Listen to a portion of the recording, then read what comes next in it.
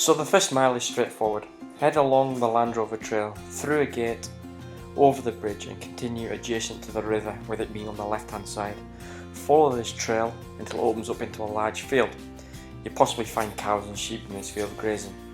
Continue along the track until you come to a gate, going through the gate and continuing through the second field. You'll see in the far distance a number of derelict buildings. Head towards those, but don't cross the river. So just over a mile into the walk, you can see it's quite remote. Currently walking through a field full of sheep.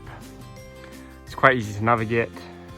We're quite simply following this path directly in front of us here, which seems to be quite a significant path, running against the edge of the mountains ahead. So the easy part is done, and believe me, it's all uphill from this point. Enjoy the next 2 miles, as although you've started to climb, you're still on a pretty good Land Rover track. So the main part of the Land Rover track has pretty much disappeared. You can still see it working its way through the grass. Looking to the left, you can see the river, see the wee bridge crossing, and where the path is going to take us further up. And you can just see the summit at the top of our first Munro. Just over 3 miles into our walk, and it's not been too bad so far. So you've crossed a small footbridge, very wobbly, and now you're into the glen, very boggy section. You'll notice watering to the left, or in fact probably under you. Try to work out the driest route. Thankfully this section is very short. Once you've gone through this, take an immediate right where you'll find your first Munro directly in front of you. Amazing views. Head straight over towards the Munro, you'll see a river in the far distance. So the plan is to get to the other side of the boggy section. As long as you go in a straight line and follow the Land Rover track. In good weather it's fine. In poorer weather you obviously need to use your skills. Until you reach the other side where you'll see a river on your left, and still part of the Land Rover track. As we start to go uphill slightly, and it's not quite as boggy as it was, we'll continue in this direction. Continue to run along until you get to the top of the river. Don't climb too high, otherwise you'll just have to come back down. At this point you'll be taking a left where you'll see it starts to go quite steeply up at the north of Cairndearg. Almost at the top of the first summit. 6 miles. That was hard work. Made it though, almost. The good news, 1 down and 6 miles into your 15-mile trip.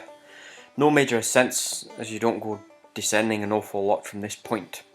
So retrace your route for a small section where you'll see a trail in front of you and not one to the right where you originally came up. Cross a boggy section with well placed stones and ascend ever so slightly, where you will now see huge open spaces and remains of fence posts. So you can see the fence posts here which will guide you.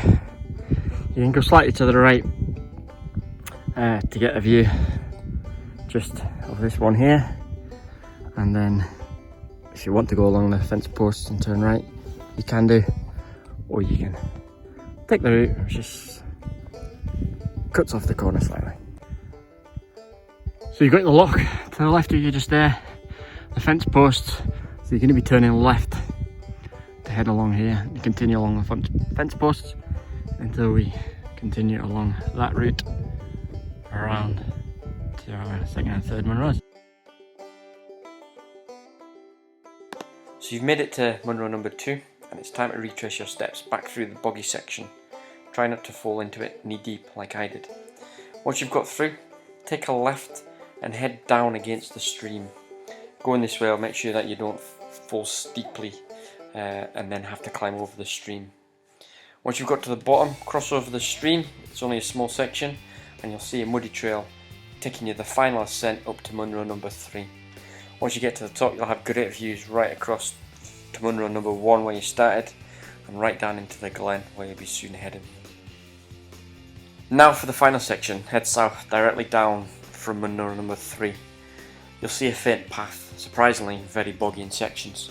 Eventually this path will ease as you're going down, and on the right hand side you'll see a small tin shelter, and you'll start to pick up the Land Rover tracks heading down to the river.